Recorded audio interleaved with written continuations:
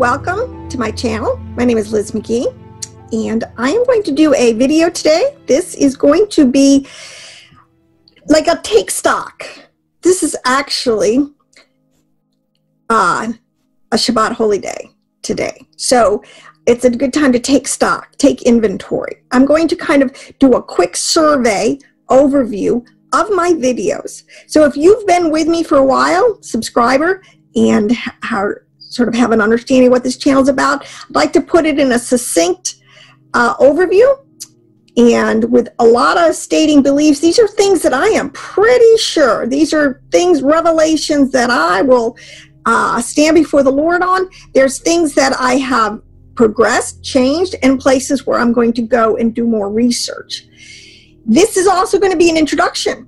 So if you're new to my channel, I would hope that you would subscribe, and you would begin to partake of what is here. I have over 150 videos. I have been at this for a very long time. We live, I believe, this is it. This is the last generation at the end of the age. It's a very prophesied period of time. If you're alive on the earth today, you most certainly should not be taking your soul and your place here in the universe for granted, because this is definitely a wrap-up time, and there is a lot of exciting things going on. There's a lot of difficult, traumatic things going on, but as I always say, there's two sides to this coin. The messages of the Bible are woe to the wicked, but they're also to tell the righteous that it will be well with them. So in this 150 videos, I have a lot of what I call the meat. And I started in December 2013. It's hard to believe it's been that long. Kind of almost weekly uploading videos. I believe we live in this time that Isaiah prophesied in Isaiah 25:6. He talked about that the Lord Yahweh says he is going to make a feast for all peoples. He uses aged wine and choice pieces of meat. That is and that's what he's going to serve up on this mountain of Yahweh. Now, right now, if you really, what I'm really all about is the way the words are used. We're not talking about that Yahweh's made it, we're going to climb a big mountain physically, and all of a sudden we're going to find out when we get there and we're famished that there's going to be wine and meat. No, that's not what we're talking about. These are words that are used in a very real way to talk about spiritual matters, deep spiritual matters. So wine refers to understanding. Aged wine refers to understanding, wisdom that is very ancient, that is very old, like coming right from Adam. So it's aged wine. And the best wine, and also remember, Yeshua saved the best wine for last. You're going to find that everything dovetails, and there's very many deep layers of nuanced meaning in all these texts, and that to me is very exciting. So he's going to serve wine, understanding, and he's going to serve meat. This is a time, people, at the end of the age where everything is coming out into the open. It's been prophesied. There's going to be no more secrets, no more hidden agendas, no more. Everything that's been going on is going to be really come plain, front and center, in ways, I'll tell you here, that if you're not prepared, you will be blown out of the water. That's why it talks about some people are literally just going to die for fear of what's soon to come upon the face of the earth. There could be no more hidden things. So if you're not getting oil in your lamp now, getting ready, getting your mind ready for this paradigm shift that's coming, what can I say? It's going to be rather traumatic. But this feast, which is another way of saying that we live in an age today where knowledge shall increase. This is prophesied by Daniel. I've said this so many times. It's not necessarily physical knowledge, how to build a better computer, or techno knowledge, which people are so enraptured with today. It is spiritual knowledge is going to increase. All the books, all of this aged wine, this ancient wisdom is available now for anyone. I'm just a little girl. What am I? I I am not a Bible scholar. I don't have any PhDs after my name. I don't even really know how to, I'm getting there, read Hebrew, which is the text, which is the language you need to read these texts in. But I have a Ruach HaKodesh that is the same for everyone, and I have been invited to this banquet. So what would I do? Tell the host, oh, I'm sorry, I'm too busy paying, as I always say, playing Candy Crush or, some other foolishness in the world. No, I am really at this banquet enjoying all this wine and this meat. And it's the texts that are available today. At the click of a button, you can access everything from the Dead Sea Scrolls to the New and the Old Testament to apocryphal, pseudographic, pseudepigrapha writings, that to mystical writings, to the Jewish, to the Kabbalah, to the Zohar, to books that very few people on the planet ever really had access to.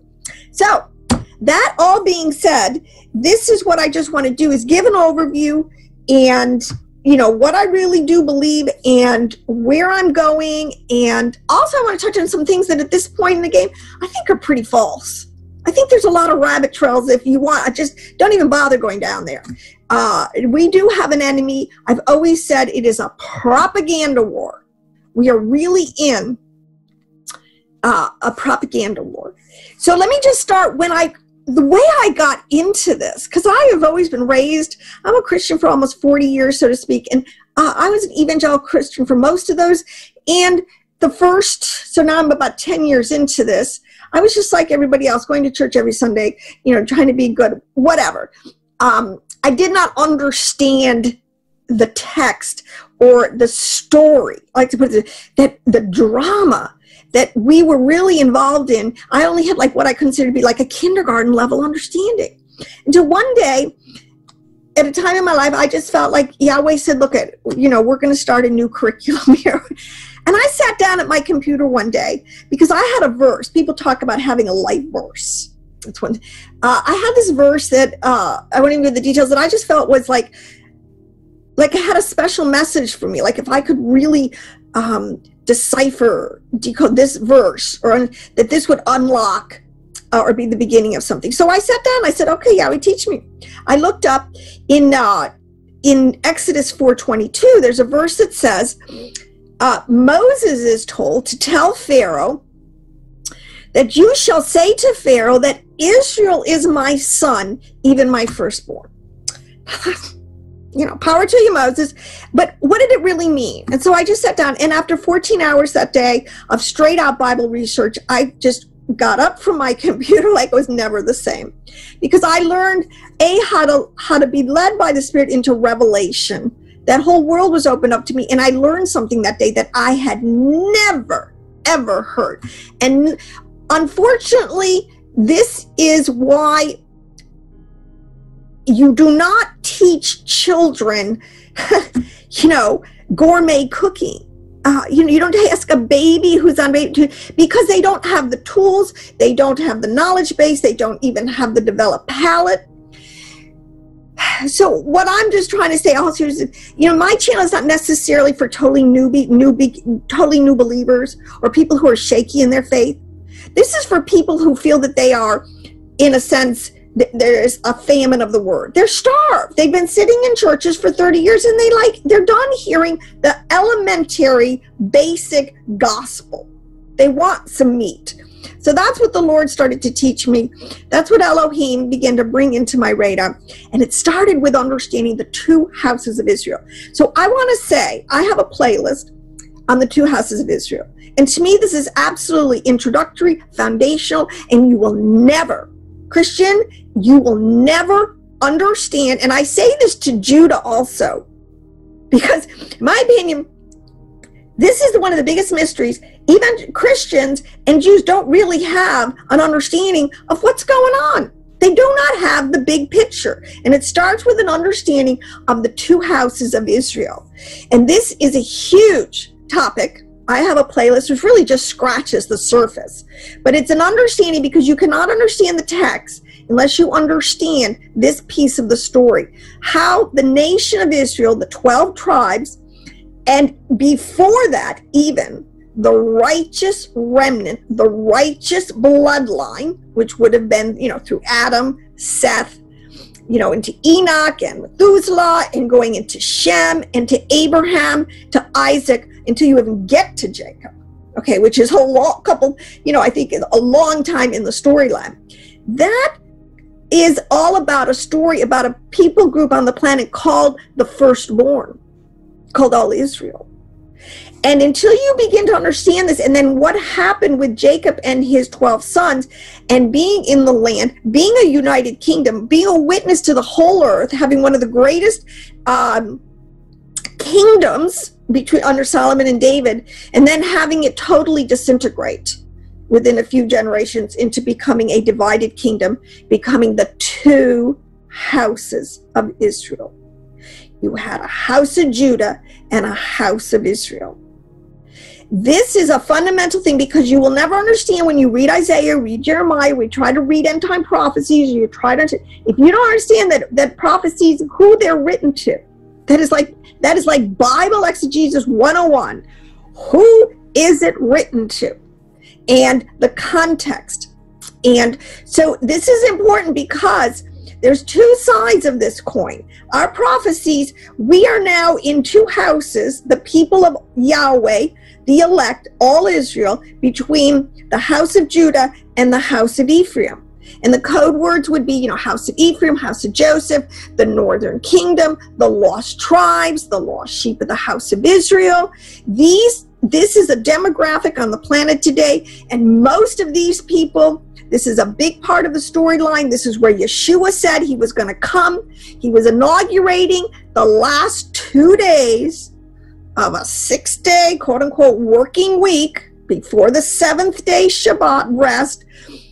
And these last 2 days where he was going to inaugurate the season called the restoration, going after the lost sheep of the house of Israel, which is now known today mostly as Christianity. So if you're a Jew and you don't understand, truly, this is a fact.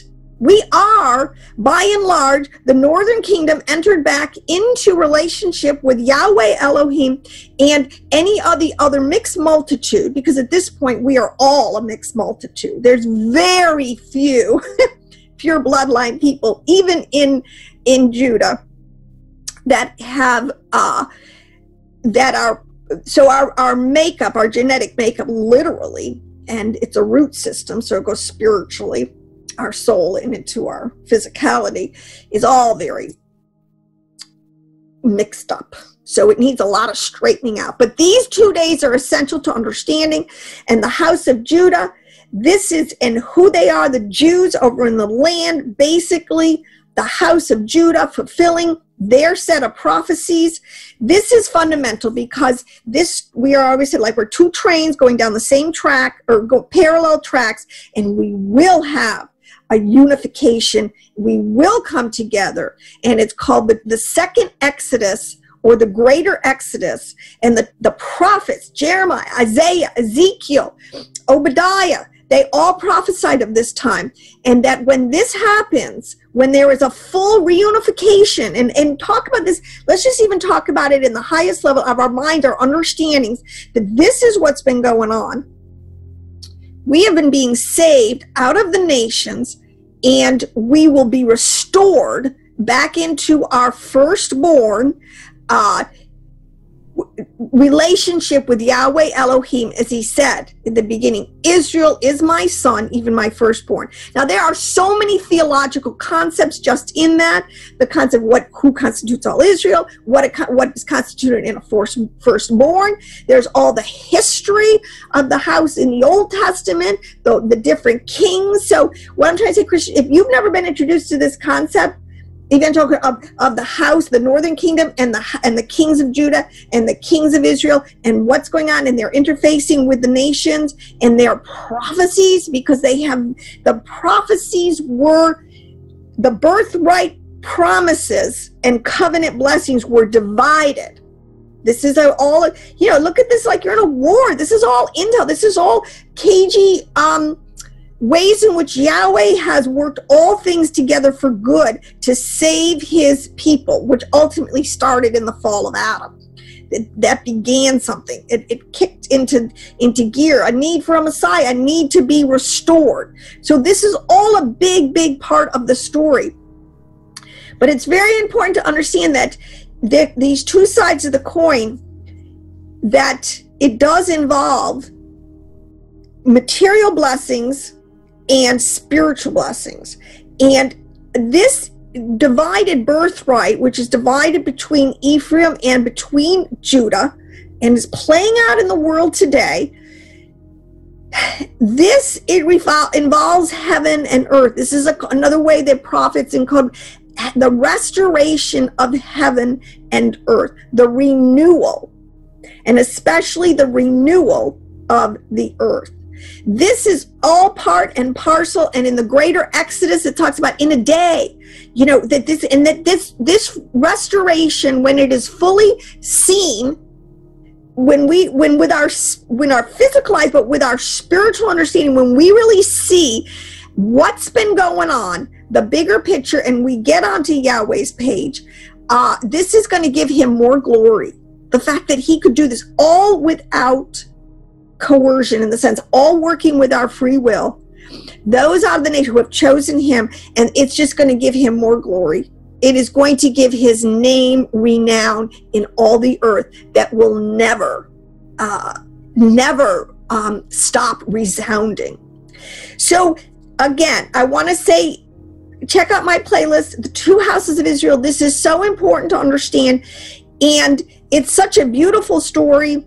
It has so much to do with Ezekiel, the two sisters. He's talking about the two sticks. There are so many ways in which, and that this is told parabolically. And unless you understand it, you'll never be able to understand what these prophets are talking about. So that is, like I said, that's a truth. I will never go back on that. I can tell you truthfully. And this is something that's very fought against by the Jews. And it's fought against by a lot of Christians, because we want to think that we're a separate people and we have a special, you know, the birthright was given just to us. No, there is a whole process. And if you understand, this is my last point on this, you start, like starting with the prophet Hosea, with the northern kingdom, for reasons of apostasy and idolatry, there was a divorce. There was a separation. Then there was a scattering. And then there will be a reconciliation. This is sort of what the prophets see, and this is what they're telling you. This is what they're foretelling, because they know this.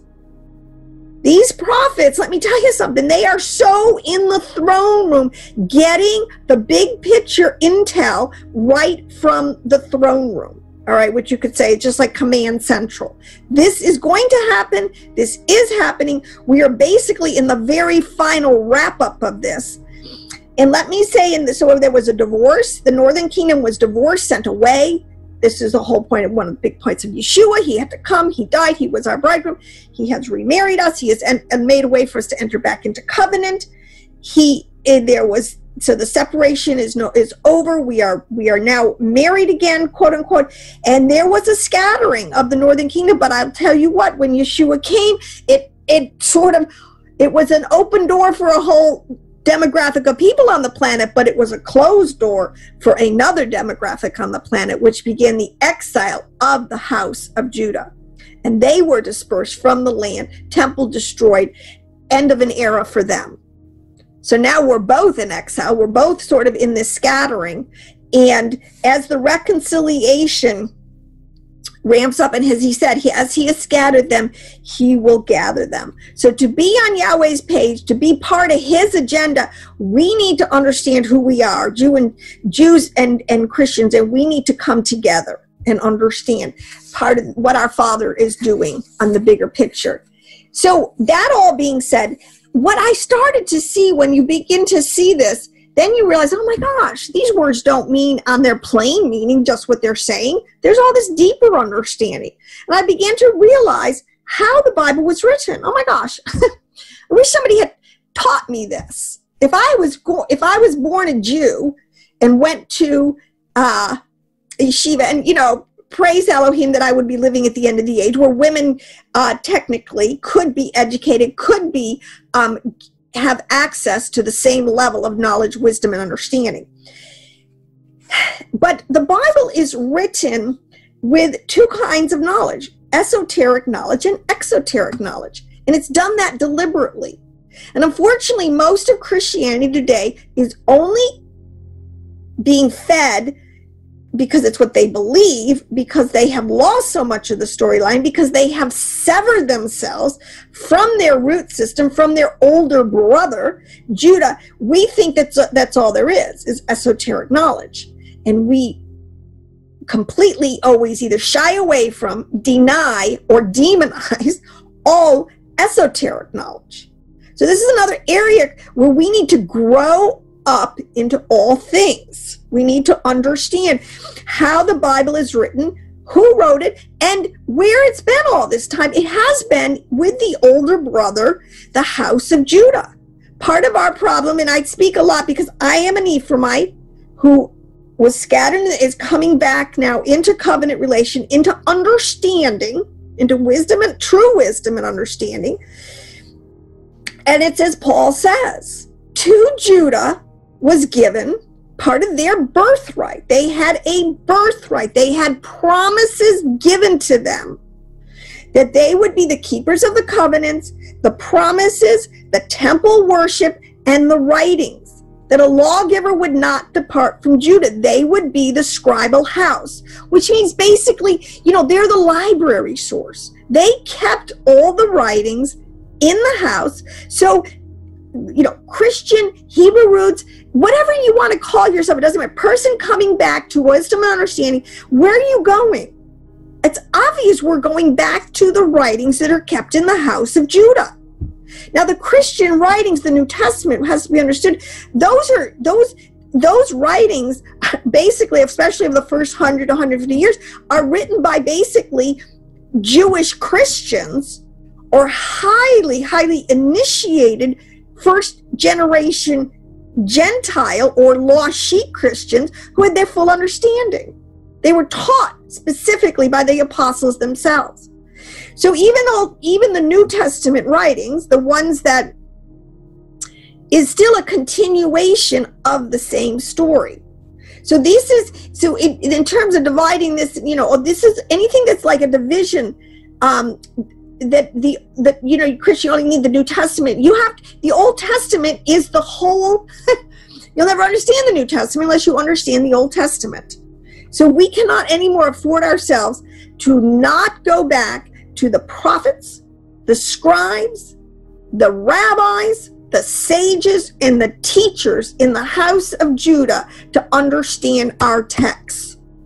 Because what has happened, unfortunately, and this is what's being proven, people are doing way more deeper research on this than I am, that the early quote-unquote Christians were Essenes, they were Nazarenes, they were, people of the way, they were a sect of Jewish believers who understood what had just happened in their generation. Messiah ben Joseph, came on the scene, prophecies were fulfilled, and now we're going into a new phase of this thing.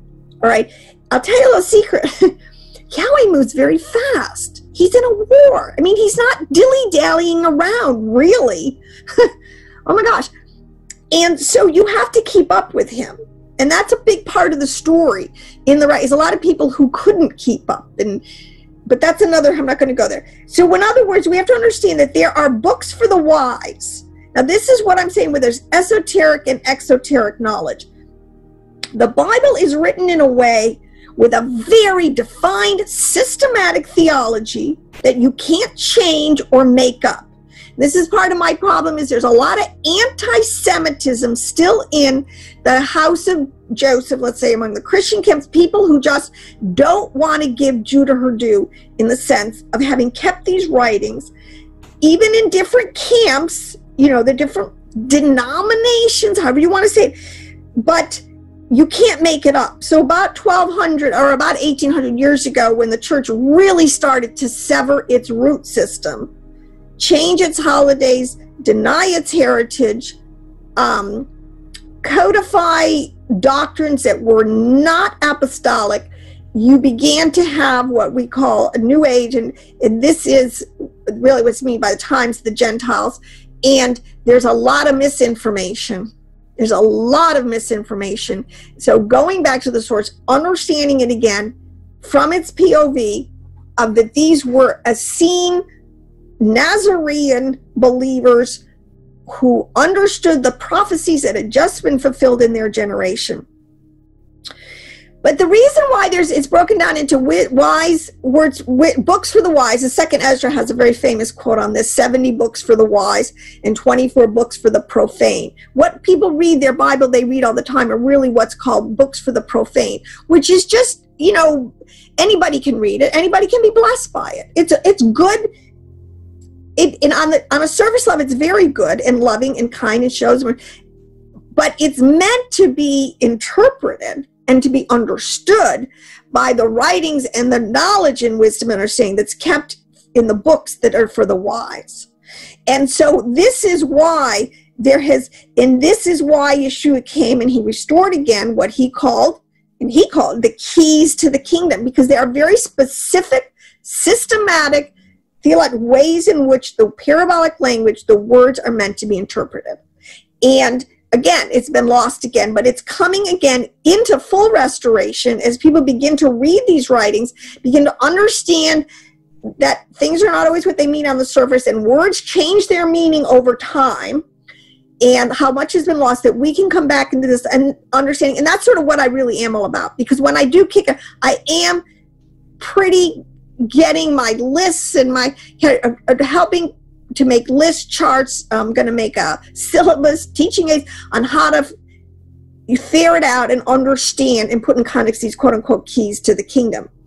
So this is a huge part of the puzzle. I work according to a biblical exegesis called PARDS, which means deliberately, and I also have a blog, LizMcGee.com at WordPress.org, which is a blog which I'm beginning to flush out this concept of PARDS, which is part of an absolute, I didn't make the systematic theology of how to categorize the meanings of the text. So is it a plain level meaning? Is there a remez? Is there a hint of something deeper? What is the midrashic understanding here? And then what is the sod level understanding, where the mysteries and the deep knowledge, and what is the adult themed?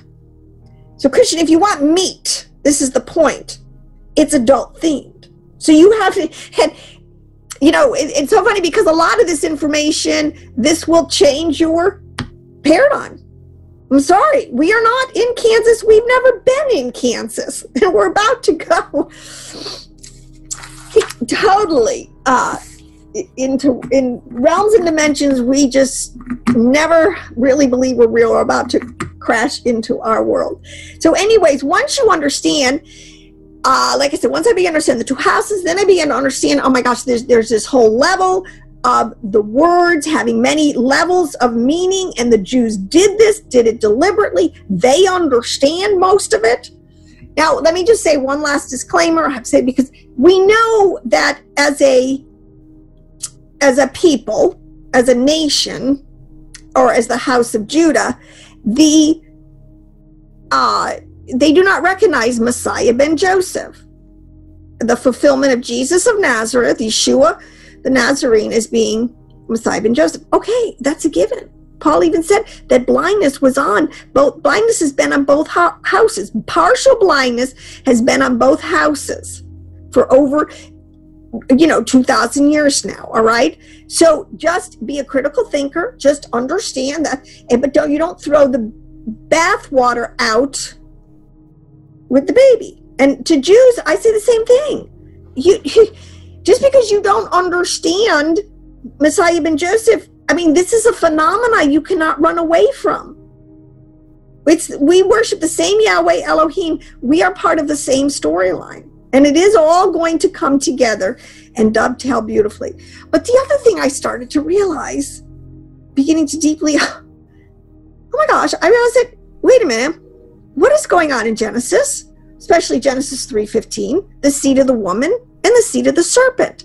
This is when I said you begin to start getting into very adult-themed material, and I realized, oh my gosh, we are talking about a serpent. What are we talking about in the garden? It's just not a little story of an apple and Eve. I mean, this symbolism, these words and images used symbolically are telling us one of the deepest and most hidden mysteries, but the truest, and what needs to come out now, that there are other bloodlines, there are other entities, there are other players in this thing besides Adam and his descendants. And how the sages and how this information has been couched, it has all to do with understanding how the words are used. So we think, they're talking about birds and beasts and fish, the day of creation and all these different species. We're just thinking on the literal level, he's just talking about the fish in the ocean and the birds in the sky. And nothing could be further for the truth. We are really being introduced in Genesis 1 to all of the different living beings, living souls, living entities, living species, angelic orders, other players that we interface with. So when you get into who the serpent was, this is a huge, and I haven't really even unpacked it 100% yet. This is something that I'm still going to get around to more and more, the deeper meaning, because what I've had to try to figure out, there's a lot of, I don't really like to teach something unless I feel like I really have a handle on it. And even though I totally believe the serpent seed came about, a bloodline was introduced, a hybrid bloodline between Eve and the serpent, figure out who the serpent was, and then who is Lucifer, or who's the other entity that, there's a lot of players, and then how does it work? So I've had to learn about, the 3 levels of the soul and how things start in the mind. And then you think a thought, the whole progression of sin.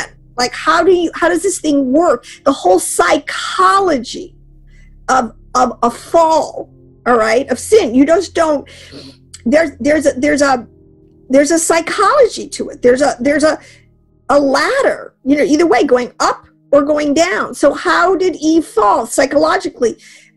In her spirit, her soul, her body, and Adam also. How did that play out? So there's a lot of deep meaning and understanding.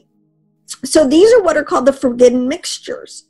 And I'll tell you what, this is a large part of the story. This is part on the YouTube. It gets very sensational today because people love to know. We're coming to an understanding of, who the Cainites are. Literally, the sons of Cain, who they are and what their role is in this thing. The Nephilim, giants. There were giants in the earth. What is that all about?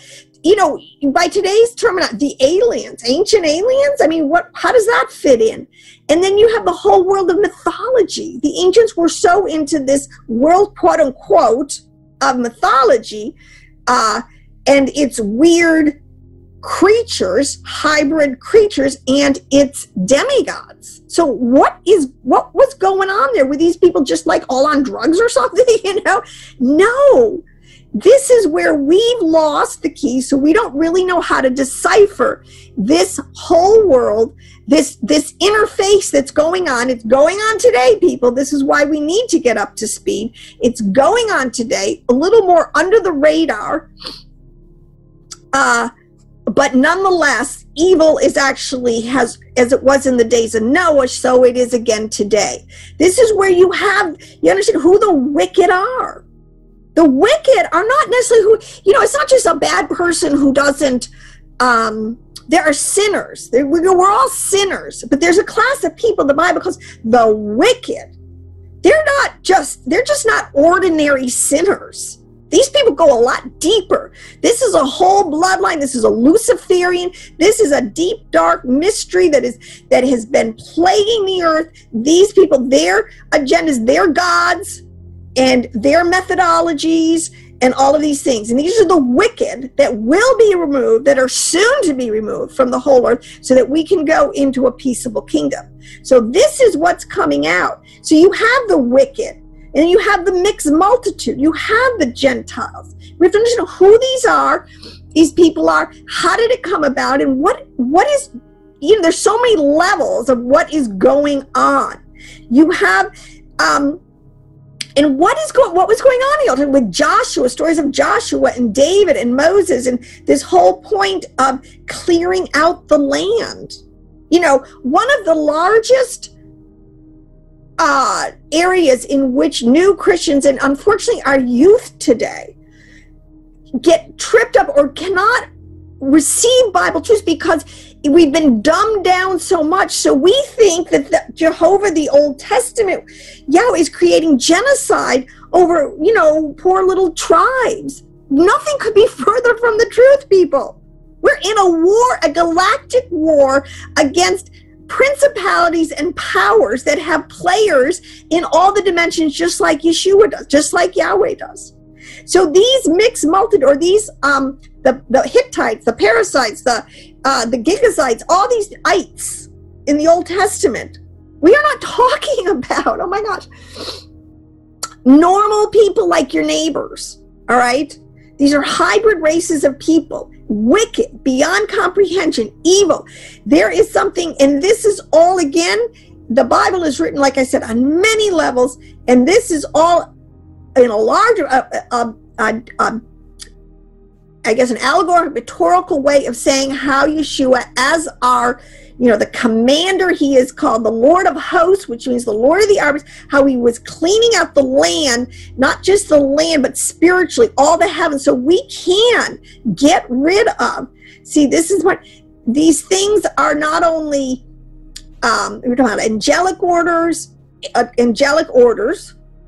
you're talking about wicked bloodline genetic people. You're talking about dimensions. You're talking about the evil inclination, Samuel, the serpent. There's a lot packed into this whole concept of who the wicked are, and then you have who the righteous are, or if you go into the Dead Sea Scrolls, you're talking about the sons of light and the sons of darkness. There is a dualism. It's a huge understanding of understanding the dualism that is going on. And then you got all the quote-unquote the mixed multitude, the people in the middle who don't really know what's going on, but are swayed by either side, and they're sort of, this is a whole piece of the story about souls, and I've taught this many times about, white souls, black souls, and red souls. Has nothing to do with skin color. It has everything to do with the souls that are interfacing down here. So understanding the kings of the earth, this is another way it's talked about in Enoch. Enoch is one of the best eye-opening books to read in terms of this category of understanding really what's been going on behind under the radar. So the kings of the earth and their princes. Remember, we war against principalities, powers, and spiritual wickedness. What does that mean? Who is it referencing? There is so much in our texts about this, and unless you believe it and understand it and can receive it by revelation, you're just you're clueless. It's like putting a bag over your head and letting somebody punch you in the head, which is unfortunately how a lot of people live their life. They just don't understand. I'm not going to preach. Okay. So what this is, the 70 shepherds, is a huge piece of the puzzle. These are the other gods, the lesser Elohims. This is what Yahweh did after the Tower of Babel, and he put the nations, everyone except his people, all Israel, under the jurisdiction, of these 70 quote-unquote shepherds, these lesser Elohims. This gets into so much to do with the Mazzaroth, the heavens, why the earth, sun, and moon, why the terminology of, like, using the word sun, moon, stars, relating to angels, to principalities, what's going on. Because this is all wordage and verbiage that is cluing us in on what is going on with these lesser Elohims that war against Yahweh and against his people. And this has everything to do with where we are right now, where we have been for the last 2 years, where Yahweh has fulfilled prophecies where he has said that in the last 2 days, in the last days refers to a period of 2,000 years, basically from the time Yeshua came and inaugurated, he fulfilled the prophecy of Messiah ben Joseph, the faithful shepherd went after the lost sheep, and these times of the Gentiles. And he is getting us out from, he is ransoming us, he is saving us, he is taking us out of, literally, the jurisdiction, the kingdom, the influence of these other lesser Elohims, lesser gods, these sons of these, and many fallen sons of God. This is a huge part of the story. The Jews have so much understanding on this. We need to get up to speed. So these last 2 days, and this is where you're beginning to understand a lot of these code words, like talks about the horse and the rider. This enters into a whole nother world of understanding these code words and understanding books of the Bible and what they're telling us, like a book of Revelation, where you have these figures of a beast and a false prophet. You have a horde that rides the beast. What are they talking about? All right, they know what they're talking about, and these are code words that are describing. This is something we really need to get up to speed on, is how the demonic forces, the demonic angels, the demonic entities, the demonic species, whatever you want to call it, function around us. Lilith and Samuel, the horse and the rider, the serpent and Lucifer in the garden. There is so much information, and it all ties in the words of the house of Jacob. We're talking about the evil inclination. Our preponderance calls to do evil. Why are we this binary, this dualistic person going on all the time? We do good and we do evil. We're like constantly in this battle in our soul. What's very specific, there is a battle in our soul. The evil inclination, Hasatan, and the serpent, all being code words, all being, allegorically talking about the demonic forces that war against our soul. So these things, we need to get everything in perspective and up to speed. The story of Messiah ben Joseph, the story of the three messiahs basically coming out in the Dead Sea Scrolls is a great example of knowledge, writings, understandings that are being restored to us, being able to go back and get back into the minds of the early Christian, the early church, these Essenes. Yeshua was an Essene.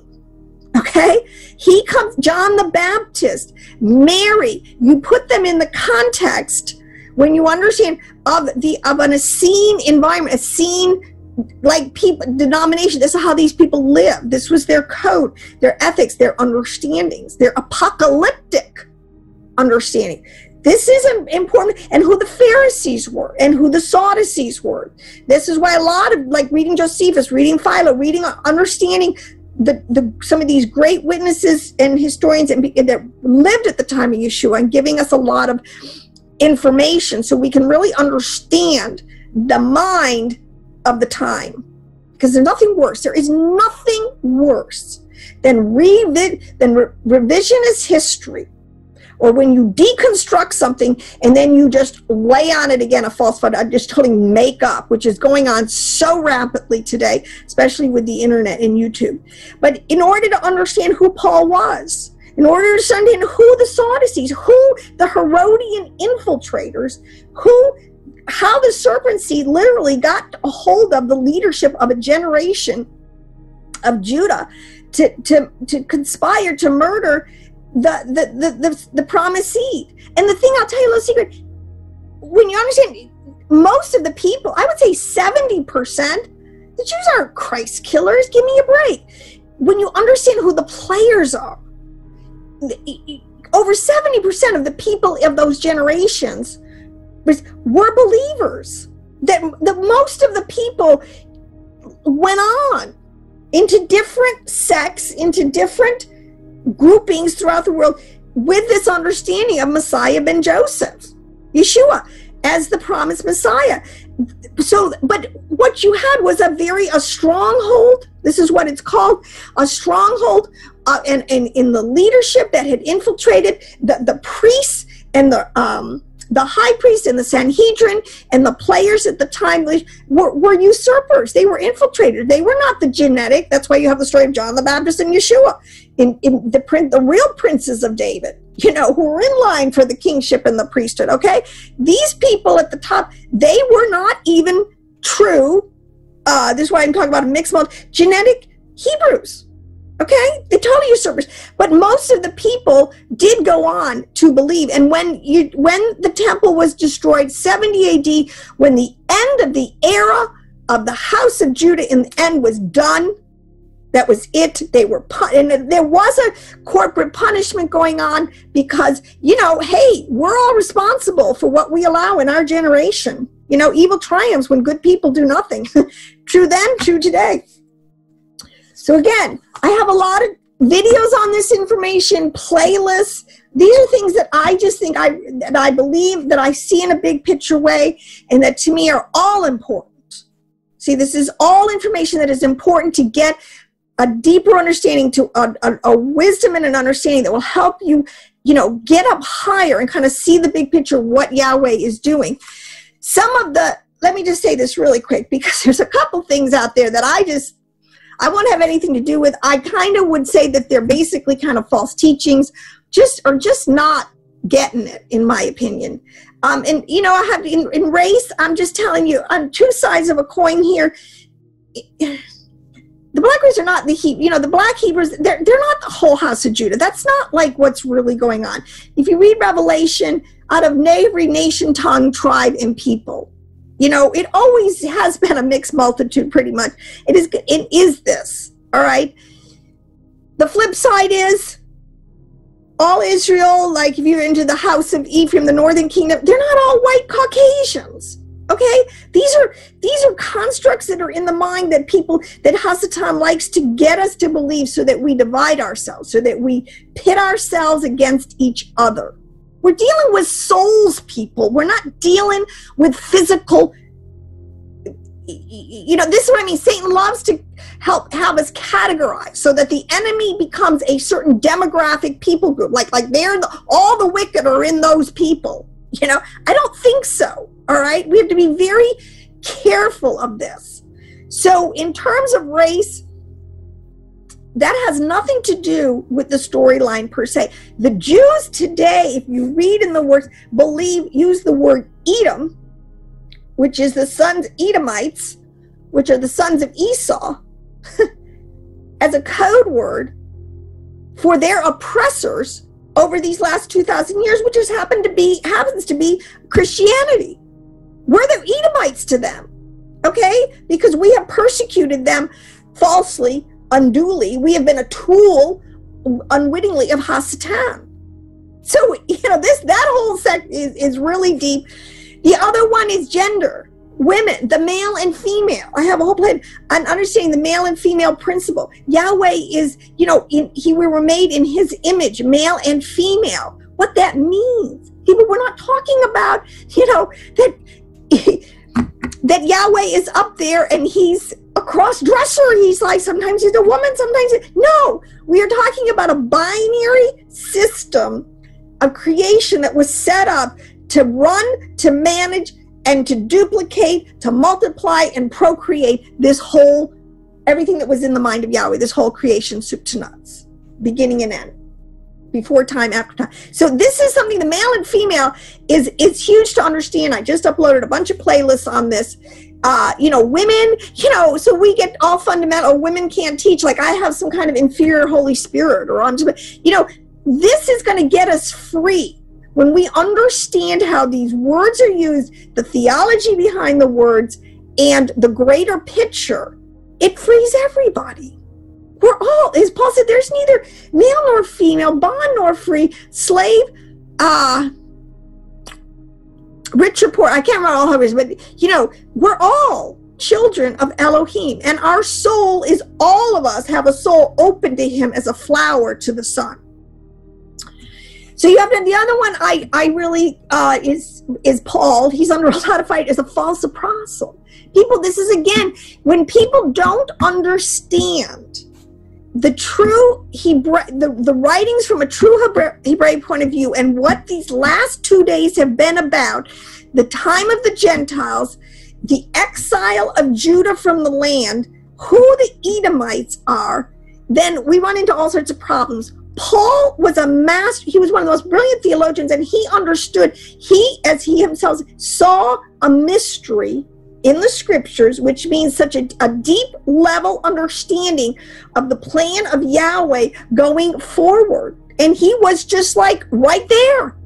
He was like, here I am, send me, after persecuting to death this burgeoning movement of Jewish believers, he becomes the ringleader of this sect of the Nazarenes. All right. So, I know there's a lot of people, Paul in and of himself, he was a deeply mystical thinker. He had a completely Pharisaic education under Gamaliel, then studying as an Essene, and then combining everything with the Ruach HaKodesh and understanding. This is something that there's a change, where there is a change in covenant, there's a change in things, that he understood what was going on, and having foresight, there wasn't going to be any more temple. There wasn't going to be any Jerusalem or Judah in the land anymore. There was going to have to be a whole different way of getting this thing done, the restoration of all Israel. So, and a lot more on Paul will be forthcoming. Another one is meat eating. Oh my gosh, drives me crazy. But denying the sacrifices, the whole system, the sacrificial system in the Old Testament, not really having an understanding of what, as priests and kings, and especially as the priests, what Israel was doing, what Jerusalem, what the temple was doing in sacrifices, not understanding the deep esoteric understanding of the four dimensions, the worlds, soul lives, what this is all about. All right. And now it's quote unquote cessation for this time period. Meat eating basically as a provision after the flood, because and believe me, I tell you, because of the times we're going into. I'm just not even going to get into that one much. It's another very deep subject, but I want people to understand that there's a whole movement out there in this deconstruction that's going on. People are deconstructing a lot of sacred cows out there, but they're not building up again on what I consider to be, this is all my opinion, on a sure foundation. The foundation is Hebraic. Unless you have the mind of a prophet or a sage, a Hebrew Torah scholar who understands all the deep levels and meaning and mystery, you're just going to miss the mark. And so that goes on. Another one, and this one how about the Essenes being Luciferians? I mean, people... And that's so elemental, because really, and just a cursory reading of Josephus, of Philo, of a lot of first century eyewitnesses, of understanding who the Essenes were, their lifestyles. I mean, that is a real kick in the ribs to Yahweh. To call his righteous remnant, his people group, the few, the remnant of believing Jews at the time who brought forth the bloodline, kept the bloodline for the Messiah and the deep mysteries. They were known as the keepers of the secrets, and turning it all around upside down and calling them Luciferians and people of secret societies. I mean, that just really corks me. Another one, the immortality of the soul. This Yeshua came to save our soul. I keep using that word over and over, because this is one of the major areas of not having a Hebraic understanding of Torah and how these Hebrew words. Hebrew is another thing we don't understand, is how Hebrew, which I believe is the original language, which I believe is a chemical language in its deepest and most esoteric level. It's like a chemical language, and its combinations and permutations with the vowel points and with the cancellation marks. It is the code of creation. We're just skimming the surface, on this one. All right. There's a lot to unpack in Hebrew, in the meanings of the letters, the meanings of the words, root words, how this thing all works, and how. So this brings me to the last point, and the last level of understanding that I am really so blessed by, and convinced of, and now will be the, until Yeshua returns, Messiah ben David, all right, we will have a final, very wrap up to this thing, but the study of angels and the supernal realms, the physics of creation, how the whole texts are encoded and encrypted, the keys to the kingdom, the 5 levels of soul life, the 4 dimensions, the 10 heavens, so much information that is in our text that is in works of Jewish mystical writings called the Kabbalah and called the Zohar. This is an area that, this is one of my pet peeves, where people just don't listen to what people say. Don't listen to what I say. You know, I'm a free agent. You're a free agent. Read the writings for yourself. All right. This is paramount. If you're a teacher, this is one of the biggest problems that we have in Christendom, in my opinion. We have unqualified people being teachers. Why would you put a high school student who, with a high school knowledge of physics teaching a master level course? It makes no sense. The secular world wouldn't put up for that for a second. Why do we in the church or in our denomination, in our groups, do that? Okay, you know, one of the major reasons, just as a historical note, that the Puritans had with the Church of England, why a lot of the split, the Pilgrims and the Puritans, is because historically they were like putting over the people uneducated pastors. They wanted to reinsert a very high standard of learning. People who are should know their material on all levels, you know, height, breadth, and depth. And that's why I'm just, believe me, I'm probably, you know, still in the lower levels of understanding compared to what can be known. But I do understand that there is a very sacred level of wisdom and understanding that you need to truly be a teacher, so that you don't teach on a faulty foundation. And unfortunately, that's what's been going on in Christianity for the longest time. We dished our Jewish heritage, and we don't really want to go back and read what has been known, proven, systematized, all the way from Adam through Enoch, through the writings of these deep understandings. These are, and you know, they're not essentials per se. They don't have to do with quote unquote salvation, but they have everything to do with gaining wisdom and knowledge, which is the principal thing, and with being a person full of light, getting oil in your lamp, getting the ability to having done all to stand, which wraps it up into this time. I do want to just say, I feel that we are getting, you know, again, I said prophecy for the last hour. I mean, where are we on the timetable? I know everybody's trying to figure that out. I don't do the calendar. I don't try to figure out the time. I believe we're in the season. But we are told to get oil in our lamp. Oil is another word like wine. Oil refers to chokmah, which refers to wisdom. Wine refers to bina, which refers to understanding, and these are parts of our brain. Our right brain and our left brain need to be very engaged in Torah. And with Yeshua, you know, who makes peace, the middle pillar, we are all going to come, those elect, which I believe leads into the 144,000. There will be a people on the planet at the end of the age, and hey, we'll see how it plans out. But I have a lot of things forthcoming, a lot of areas that I am going to touch on. Reincarnation, I have to touch on that. That's a lot more about the serpent seed and the beasts of the field. What is going on?